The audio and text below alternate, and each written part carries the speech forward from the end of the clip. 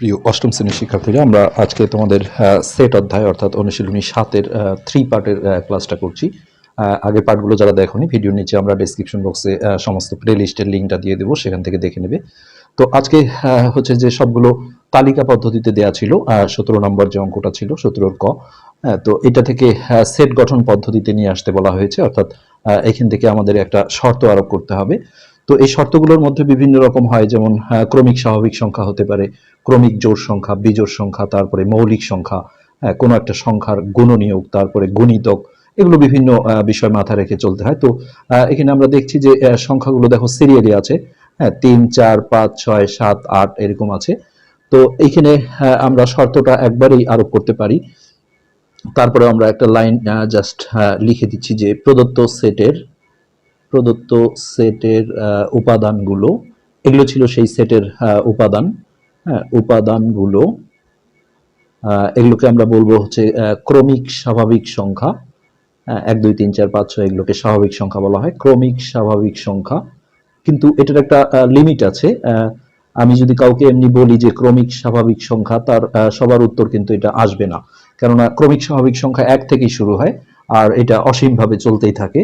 হ্যাঁ, সেই জন্য আর একটা শর্ত আরোপ করতে হবে, এবং হচ্ছে যে 2 অপেক্ষা বড়, 2 অপেক্ষা, অথবা 2 এর চেয়ে লিখতে পারো, 2 অপেক্ষা বড়, আর এইদিকে দেখো 9 এর চেয়ে ছোট, 9 অপেক্ষা ছোট। তো এইটা আমরা এখন হচ্ছে যে সেটে নিয়ে আসব। অতএব নির্ণেয় সেট, যেহেতু আমাকে সেকেন্ড ব্র্যাকেট দিয়ে সেটটা নিয়ম অনুসারে ফিল আপ করতে হবে, তো নির্ণেয় সেট, এই সেট গঠন পদ্ধতিতে এইভাবে লিখতে হয়। এক্স যেন, এই কোলন চিহ্নটাকে যেন পড়া হয়, এক্স যেন এক্স, তারপরে একটা কমা দিয়ে স্বাভাবিক ক্রমিক সংখ্যা বা ক্রমিক স্বাভাবিক সংখ্যাও লেখা যায়, স্বাভাবিক ক্রমিক ক্রমিক সংখ্যা। তারপরে আমরা বাড়তি যে শর্তটা ছিল সেটা এবং দিয়ে লিখে দেবো। আমার এখানে জায়গা আসছে না জন্য আমি নিচে দিচ্ছি। তো সেই এক্সটাকে দেখো আমরা মাঝে দেব, আর এইখানে 2 লিখে এইভাবে, এটা যদিও ছোট চিহ্ন কিন্তু যে দিকটা ফাঁকা থাকে সেই দিক বড় ধরতে হয়, অর্থাৎ এক্স এর মানটা 2 এর চেয়ে বড় আর এদিকে 9 এর চেয়ে ছোট। এটা পুরোটাই সেকেন্ড ব্র্যাকেটে হবে, তোমরা এটা এখানে লিখবে, আসলে জায়গা ছিল না। হ্যাঁ, তো এটা আরো অনেকে অনেকভাবে করতে পারে। এই চিহ্নটা তোমরা যদি এইভাবে দাও, লেস দেন ইকুয়াল বলে, অর্থাৎ বড় অথবা সমান, তাহলে এখানে কিন্তু 3 রাখতে হবে। আবার এই পাশে যদি লেস দেন ইকুয়াল দাও, তাহলে এখানে 8 রাখতে হবে, এটাও সঠিক। তখন এইখানে আমাদের লিখতে হবে প্রদত্ত সেটের উপাদানগুলো 3 এর সমান অথবা 3 এর চেয়ে বড় এবং 8 এর সমান অথবা 8 এর চেয়ে ছোট। এটা লিখে এই চিহ্নটা ইউজ করলেও অঙ্কটা হয়ে যাবে। নেক্সট আমরা 17-র খ নাম্বারটায় ঢুকছি। 17-র খয়ে যেটা ছিল, এই সেটটা ছিল এরকম 4, 8, 12, তারপরে 16। এটা অনেকে ভাবতে পারো যে ক্রমিক জোড় সংখ্যা, কিন্তু সবগুলো যদিও জোড় সংখ্যা, কিন্তু খেয়াল করে দেখো মাঝখানে অনেক গ্যাপ আছে, যেমন 6 নেই, 10 নেই, তাহলে এটা জোড় সংখ্যার হচ্ছে যে শর্ততে যাবে না। তো এটা আমরা দেখছি যে 4-এর যদি আমরা নামতা পড়ি, 4 অক্ষে 4, 4 দুগুণে 8, 3 চারা 12, 4 চারা 16, 4 পাঁচা 20, 4 6 24, এরকম নামতা আকারে যদি আসে, তাহলে এটা এই সংখ্যাটার হচ্ছে যে গুণিতক বলা হয়। তো এখানে আমরা এখন লিখব যে প্রদত্ত সেটের উপাদানগুলো, প্রদত্ত সেটের উপাদানগুলো 4-এর গুণিতক, গুণিতক, এবং গুণিতকের কিন্তু কোনো শেষ নেই। দেখো 4 6 24 হয়েছে, হ্যাঁ, তারপরে 4 7 28, 4 8 32, এইভাবে কিন্তু আসলে এটা চলতেই থাকবে। এই কারণে আমাদের দ্বিতীয় কিন্তু আরো একটা এখানে শর্ত আরোপ করতে হবে। সেটা হচ্ছে গুণিতক আসলে কার চেয়ে ছোট এটা বলার অপেক্ষা থাকে না, কেননা প্রতিটা সংখ্যা সবচেয়ে ছোট গুণিতক ওই সংখ্যা নিজেই, অর্থাৎ কার চেয়ে ছোট এটা বলাটা এখানে ঠিকও হবে না। হ্যাঁ, গুণিতক, এবং এখানে আমরা বলতে পারি যে এর পরের যে গুণিতকটা আছে হচ্ছে যে 28, তাহলে আমরা বলবো 28 অপেক্ষা অপেক্ষা ছোট। তো এইখানে যদি কেউ বলো যে 25-এর চেয়ে ছোট, তাহলে কিন্তু ভুল হবে, কেননা 25 কিন্তু 4-এর গুণিতক না। তারপরে আমরা নির্ণেয় সেটে চলে যাব, নির্ণেয় সেট। তো এইখানে আমরা সেকেন্ড ব্র্যাকেট দিয়ে এক্স যেন এক্স, তারপরে এখানে আমরা বলে দেব যে হচ্ছে যে 4-এর 4-এর গুণিতক গুণিতক, হ্যাঁ, এবং সেই এক্স এর মানটা, এক্সটাই হচ্ছে সেই উপাদানগুলো 28 অপেক্ষা ছোট।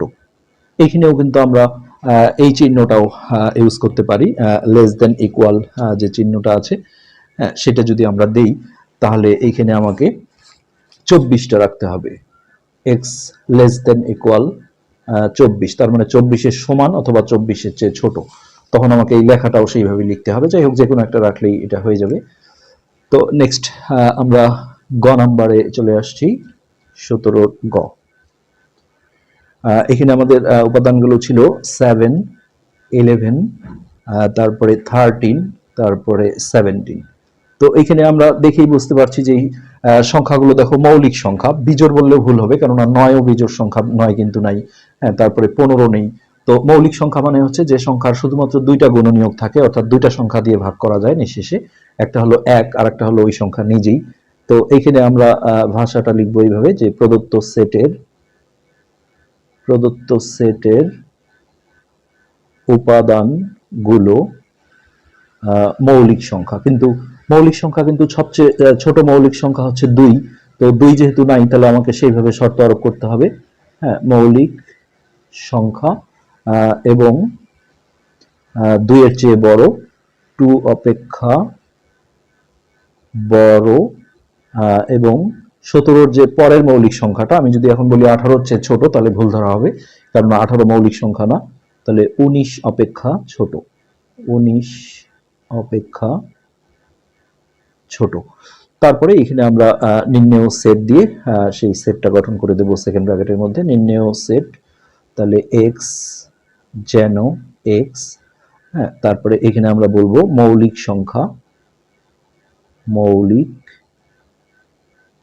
সংখ্যা এবং হচ্ছে যে 2 এর চেয়ে বড়, এইভাবে এক্স এর মানটা 2 এর চেয়ে বড় আর হচ্ছে যে 19-এর চেয়ে ছোট, এইভাবে দিয়ে দিলেই হয়ে যাবে। এখানেও আমরা ইকুয়াল চিহ্নটা যদি দেই তাহলে এখানে লেস দেন ইকুয়াল দিলে 7 রাখতে হবে, আর এইখানেও যদি আমরা ইকুয়াল চিহ্নটা দিই তাহলে 17 রাখতে হবে এইখানে। এটাই হচ্ছে এই অঙ্কগুলোর নিয়ম। তবে আমরা সিম্পলি এইভাবেই করতে পারি। আমরা এখানে ভুল করেছি একটা, আসলে 2 এর পরে একটা মৌলিক সংখ্যা যেহেতু আছে 5, তাহলে এটা ভুল হয়েছে, 5-এর চেয়ে বড় দিতে হবে। কারণ 2 এর চেয়ে বড় যদি আমরা বলি, তাহলে সেক্ষেত্রে এখানে 5 থাকতে হতো, যেহেতু 5 নেই, তাহলে 5-এর চেয়ে বড় আর 19-এর চেয়ে ছোট। আর এখানে আমরা যদি এইরকম টানটা দিতাম তাহলে এখানে 7 রাখতে হতো, আর এখানে টানটা দিলে 17 রাখতে হতো। সেক্ষেত্রে এখানে কিন্তু লেখাটাও একটু চেঞ্জ হয়ে যেত, যে 7-এর সমান অথবা 7-এর চেয়ে বড়, আর 19-এর সমান 17-র সমান অথবা 17-র চেয়ে ছোট, একটা ইউজ করলেই হয়, সমস্যা না। নেক্সট আমরা 18 নম্বর যে অঙ্কটা রয়েছে, এই 18 নম্বরে ঢুকছি। তো 18 নম্বরে নিচের সেট দুটির উপসেট এবং উপসেটের সংখ্যা নির্ণয় করো বলা হয়েছে। তো আমরা 18-র ক নম্বরে আসলাম। সি একটা সেট দেয়া ছিল, এর উপাদান ছিল হচ্ছে m, n।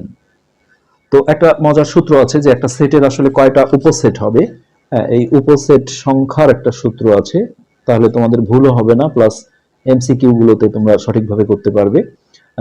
উপসেট সংখ্যা হচ্ছে 2 টু দি পাওয়ার n, যেখানে n মানে হচ্ছে প্রদত্ত সেটের উপাদান সংখ্যা। যেমন আমাকে একটা সেট যদি দেওয়া হয় যে এ সেট, যার উপাদান হয়তো এরকম 3টা আছে, হ্যাঁ, দিয়ে যদি বলা হয় এর উপসেট কয়টি হবে, বের করতে বললে তো আমরা বের করবই, তারপরেও বের করতে যেন কম বেশি না হয়, সেক্ষেত্রে ওই সূত্রটা প্রয়োজন হয়।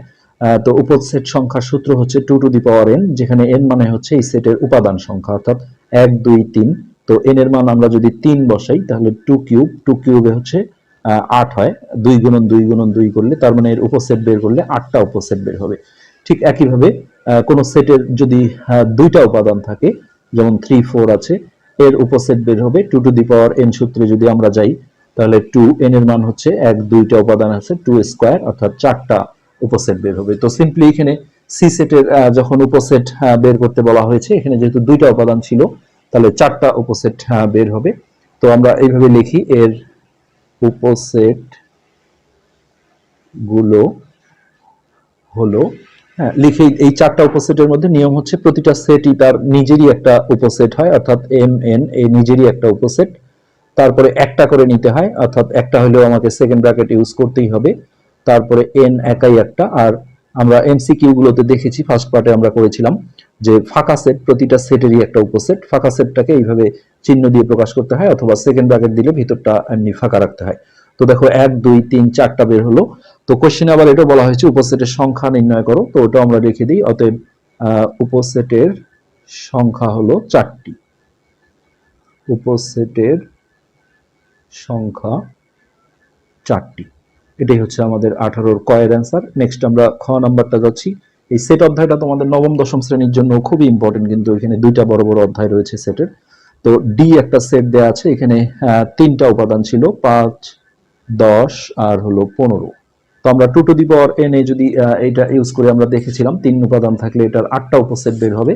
তো আগে আমরা জানি যে 8টা বের হবে, আমরা এখানে আগে লিখে দিই যে এর উপসেট গুলো হলো, প্রথমে ও নিজেরই তার একটা উপসেট, অর্থাৎ 5 10 15। অনেকে যেমন এই দিক থেকে আগে লেখে, ফাঁকা সেটটা থাকে তারপরে এইদিকে, এটা কোনো সমস্যা না। 5 10 15। এবার আমরা দুটো করে নেব, অর্থাৎ ফার্স্ট আর সেকেন্ড। সেটের কোনো ক্রম নেই, তারপর একটা সিরিয়ালে রাখলে ভালো হয়। এরপর আমরা সেকেন্ড থার্ড, অর্থাৎ 10 আর 15 নিয়ে একটা করব। আর একটা হচ্ছে ফার্স্ট আর থার্ড, অর্থাৎ 5 আর 15।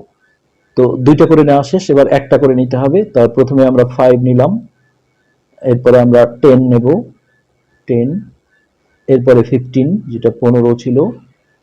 এখানে হিসাব করে দেখো মোট 7টা আসছে, 1 2 3 4 5 6 7। আর ফাঁকা সেট যেহেতু প্রতিটা সেটের একটা উপসেট, এটা নিয়ে মোট 8টা হলো। এখন আমরা লিখব যে অতএব উপসেট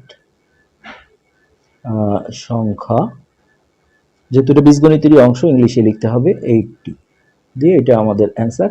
তো আমাদের আজকের পার্ট এখানেই শেষ হলো। 17 আর 18 নম্বর পর্যন্ত আমরা করেছি। এর পরের পার্টে আমরা বাকি যে অঙ্কগুলো রয়েছে সেগুলো সলভ করব। আজকে পর্যন্তই, ধন্যবাদ।